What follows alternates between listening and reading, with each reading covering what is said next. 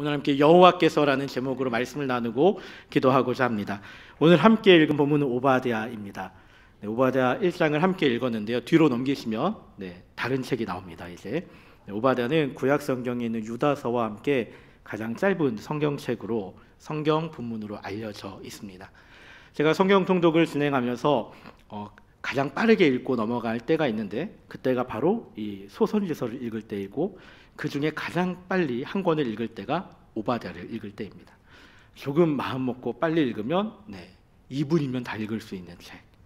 눈으로 조금 더 빨리 읽는 분들이 있다면 후루룩 한번 보면서 한 30초면 읽으시는 분들도 있다는 책입니다. 그런데 이 오바댜 너무나 짧기 때문에 성경책에서 가장 찾기 어려운 성경책으로도 알려져 있습니다. 제가 앞서 이야기했듯이 오바댜를 찾으실 때는 옆에 성경 색인이 붙어 있는 책이 가장 좋습니다. 왜냐하면 성경 색인에서 오바댜가 가장 먼저 등장하기 때문이죠. 오바댜, 요나, 미가 세 개가 붙어 있는데 그 중에 옵에서 오바댜가 먼저 등장하게 됩니다. 그리고 제가 이 성경 통독 시간 아니면 이 오바댜를 처음부터 끝까지 읽을 기회가 없기 때문에 특별히 오늘은 처음부터 끝까지 한번 읽어 보았습니다. 이 오바댜 어떠십니까? 읽어 보시니까 어떤 책으로 보여지십니까? 이 오바댜에 대해서 오늘은 함께 말씀을 나누고 이 오바댜를 통해서 여호와께서 행하신 일들이 여호와께서 과연 어떠한 것들을 바라시는지 함께 나누고 함께 기도하는 시간이 되기를 소원합니다. 이 오바댜라는 책은 우리가 잘 알고 있듯이 소선지서의 한 자락을 차지하고 있습니다.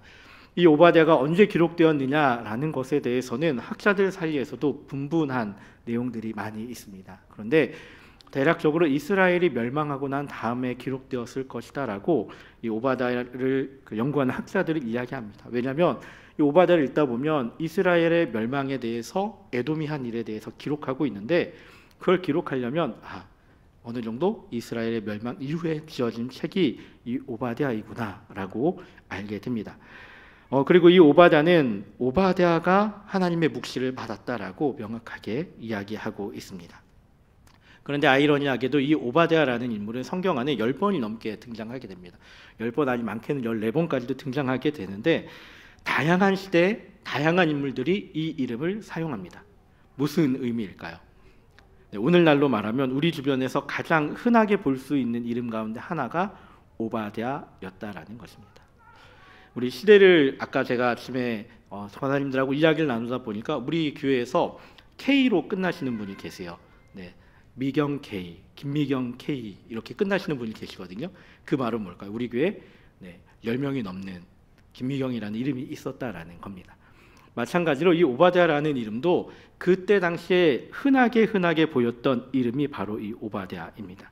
근데 이 오바댜가 가지고 있는 이름의 뜻이 조금 어찌 보면 우리들에게 부담감으로 다가올 수 있습니다. 이 오바댜라는 이름은 여호와의 종이라는 의미입니다.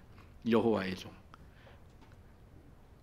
이 여호와의 종인데 우리가 조금 더 이 의미를 깊게 들어가 보면 여호와를 예배하는 자이다라고 기록합니다. 즉 오바댜는 하나님을 예배하는 자로서 이 땅에서 사는 사람들을 대변하는 이들이다라고 이야기할 수도 있을 겁니다. 이 오바댜의 서두가 이렇게 시작하죠. 오바댜의 묵시라. 그리고 이어서 이렇게 이어집니다. 여호와께서 에돔에 대하여 이렇게 말씀하시니라. 아멘. 먼저 오바댜는 여호와께서 에돔에 대해서 하시는 말씀을 기록하는 책이라는 것을 우리는 보게 됩니다. 이 에돔에 대해서 우리들이 기억할 때 어떤 사람들이 에돔이지라고 할 때 다들 한 번쯤은 들어봤을 만한 사람들의 후손입니다. 바로 창세기 25장에 이삭의 두 아들 가운데 하나, 야곱과 에서 가운데 에서의 후손이 바로 이 에돔 족속입니다. 이 야곱의 후손들은 이스라엘이라는 이름을 가지고 민족을 이루었고 에서의 후손들은 에돔이라는 이름을 가지고 그 민족들을 이루었습니다. 말 그대로 하면 에돔과 이스라엘은 친척 관계 민족입니다. 하지만 이 둘의 사이가 그렇게 좋은 것만은 아니었습니다. 에서와 야곱이 화해했음에도 불구하고 이 둘의 관계는 조금 미묘한 관계가 있었습니다. 특히 이스라엘 민족이 출애굽을 하면서 가나안 땅으로 돌아올 때 에돔 땅을 거쳐서 돌아오려고 에돔 민족들에게 서신을 보낸 적이 있었습니다. 요청한 적이 있었어요. 당시 이스라엘이 에돔에 속한 것은 풀 한 포기도 건드리지 않겠습니다. 그리고 피해 입히면 내가 배상하겠습니다라고 모세가 간곡하게 부탁했는데 에돔은 그 제안을 거절하고 나왔습니다. 그리고 이 에돔이 이스라엘 민족들이 어떠한 일을 행하였는지 오늘 본문 11절에 이렇게 기록하죠. 내가 멀리 섰던 날 곧 이방인이 그의 재물을 빼앗아가며 외국인이 그의 성문에 들어가서 예루살렘을 얻기 위하여 제비 뽑던 날에 너도 그들 중 한 사람 같았느니라 라고 기록합니다. 무슨 이야기일까요? 에돔이 이스라엘 멸망할 때 이스라엘이 이방 민족의 침입을 받아서 그 이스라엘이 멸망에 이르렀을 때 그 침략하던 이방인들에게 협력하고 그 가운데 함께 있었다라는 것입니다. 말 그대로 원수 같은 에돔이었지만 에돔이 설마 이스라엘 민족을 향해 등에서 칼을 꽂았을까라고 하는 그 의문에 오바댜에서는 명확하게 처음에 에돔은 이스라엘 백성들과 어느 정도 잘 협력하고 있었는데 어느 순간 뒤에서 배신하고 오히려 그들에게 칼을 꽂고 있었다라고 이야기하고 있습니다. 그런 에돔에 대해서 하나님은 여호와께서 심판을 선포하십니다. 어찌 보면 이스라엘 배반했던 에돔에 대해서 심판에 대해서 이야기하고 있지만 실제로는 이스라엘 배반한 것과 더불어서 당시 에돔이 지었던 죄악과 관련된 일들이 있었습니다. 오늘 우리가 읽은 이 오바댜에는 에돔이 지었던 죄악들의 모습, 특별히 이 에돔이 지었던 죄악을 교만이라는 이 하나의 단어를 가지고 해석할 수가 있습니다. 이스라엘 백성들을 배신했던 것뿐만이 아니라 그들이 가지고 있었던 교만은 이러한 교만들이 있었습니다. 3절부터 4절까지 지정학적인 교만에 대해서 이야기하고 있습니다. 너의 마음이 교만이 너를 속였도다. 바위 틈에 거주하며 높은 곳에 사는 자여, 내가 마음에 이르기를 누가 능히 나를 땅에 끌어내리겠느냐 하니 내가 독수리처럼 높이 오르며 별 사이에 깃들일지라도 내가 거기에서 너를 끌어내리라 여호와의 말씀이니라. 아멘. 3절에 보면은 이 에돔이 어떠한 지역에 살았는지에 대해서 힌트를 주고 있습니다. 일단 어떠한 곳에 살았다고 합니까? 바위 틈에 거주하였다라고 합니다. 또 그 뒤에는 높은 곳에 사는 자였다라고 말하고 있습니다. 에돔이 위치한 지정학적인 위치에 대해서 이야기하고 있습니다.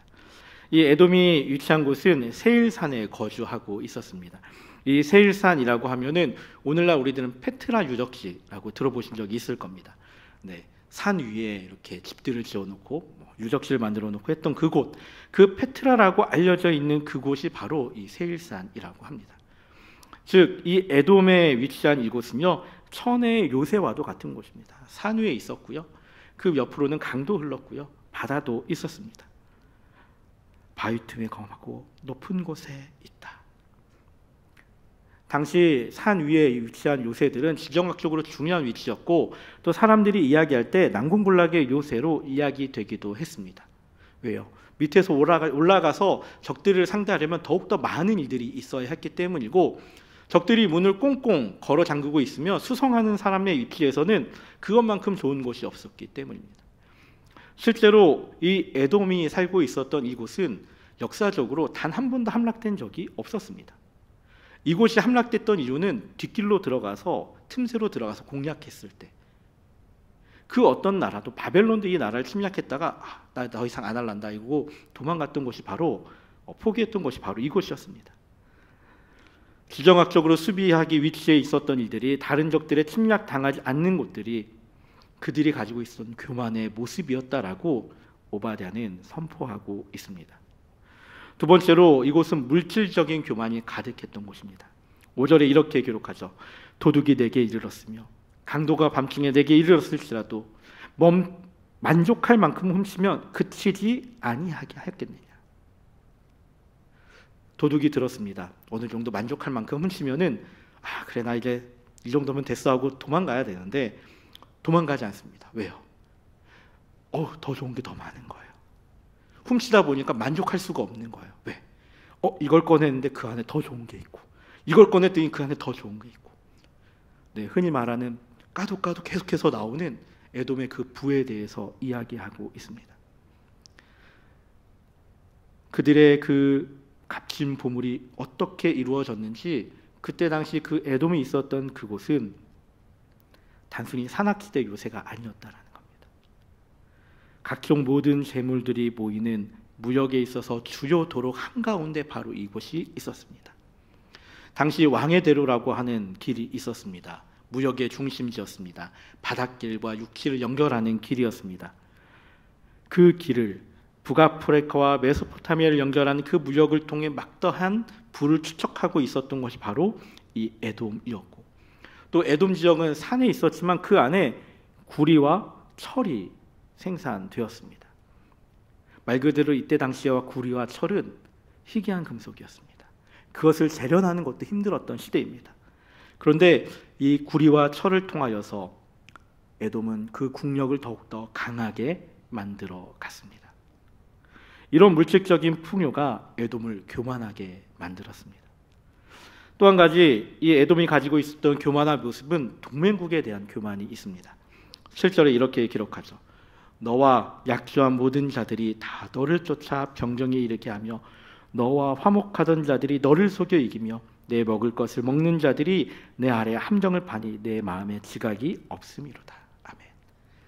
에돔이 가지고 있었던 교만 가운데 하나는 동맹국들과의 든든한 관계에 있습니다. 우리가 계속해서 읽고 있던 이 말씀들을 보면은 여호와께서 에돔을 향하여서 야 너희들 이렇게 이런 모습들 가지고 있었지, 하지만 그것이 너에게 비수를 꽂을 거야 라고 하고 있는 겁니다. 동맹국들과 든든한 관계에 있는 것처럼 보였습니다. 화목하게 보였습니다. 그런데 약조해서 당당하게 그들을 지원할 것이다라고 이야기하던 이들이 뒤에서 함정을 파고 뒤에서 그들의 비수를 꽂고 있다는 겁니다. 네 번째로 이 에돔이 가지고 있던 교만 가운데는 지혜의 교만이 있습니다. 8절과 9절, 그중에 8절에 이렇게 먼저 기록하죠. 여호와의 말씀이니라 그날에 내가 에돔에서 지혜 있는 자를 멸하며 에서의 산에서 지각 있는 자를 멸하지 아니하겠느냐. 생각해 보십시오. 지각이 있는 자를 멸하면 누가 그렇게 대놓고 이렇게 막 많이 멸하겠다고 이야기하겠습니까? 근데 이 에돔 족속들은 지혜로운 자들이 많은 곳으로 유명했습니다. 우리가 욥기에 등장하는 유명한 사람들, 욥의 세 친구 가운데 한 명인 엘리바스 기억하십니까? 이 엘리바스가 에돔 민족이었다라고 이야기합니다. 에돔은 지혜 있는 자들이 많이 있었고 그 지혜 있는 자들이 경영하였기에 그만큼 전쟁에 능하기도 했습니다. 전쟁에 있어서 책사의 역할이 얼마나 중요한지 우리들은 역사적인 기록들 가운데 많은 것들을 보면 깨닫게 됩니다. 그만큼 지혜 있는 자들이 많았기에 에돔은 전쟁에서 승리할 수 있었고, 비록 세일산이라는 그 높은 고지대에 있었지만 그곳을 개간하고 개척하고 그곳에서 무역으로 엄청난 부를 이룰 수 있었다라는 것입니다. 그런데 9절에 이렇게 말씀하시죠. 드마나 내 용사들이 놀랄 것이라. 이로 말미암아 에서의 산에 있는 사람은 다 죽임을 당하여 멸절되리라. 지혜자들이 있던 곳이라고 볼 수 있는 그곳에 향해서 그곳에 있는 지혜자들 다 멸하여졌으니 더 이상 지혜자가 없어서 너희들이 전쟁을 수행할 때 그 전쟁에서 승리하지 못할 것이다 라고, 그 전쟁을 수행할 수 없을 것이다 라고 말씀하십니다. 그들이 가지고 있었던 지혜에 대해서 하나님은 교만을 이야기하고 그들을 멸하시겠다라고 말씀하십니다. 우리는 에돔이 가지고 있었던 그 교만의 모습들, 에돔이 가지고 있었던 그 높아졌던 모습들, 오바댜가 여호와의 말씀입니다라고 한번 선포하면서 그들이 가지고 있었던, 너희들이 가지고 있었던 그 교만의 모습들이 결국은 너희들을 향한 심판이 되어서 돌아올 것이다라고 말씀하고 있습니다. 그리고 여호와께서는 이렇게 말씀하시죠. 너희에게 에돔의 심판이 있은 다음에 여호와께서 속하게 하신다라고 말씀하십니다. 17절부터 21절까지 여호와께서 이렇게 말씀하시죠. 여호와께서 속하게 하신다는 것은 하나님이 피할 것을 허락하시고 그것을 회복하실 것이라고 17절에서는 이야기하고 있습니다. 18절에서는 무엇이라고 이야기합니까? 하나님이 시온산에서 피할 자가 있다고 하십니다.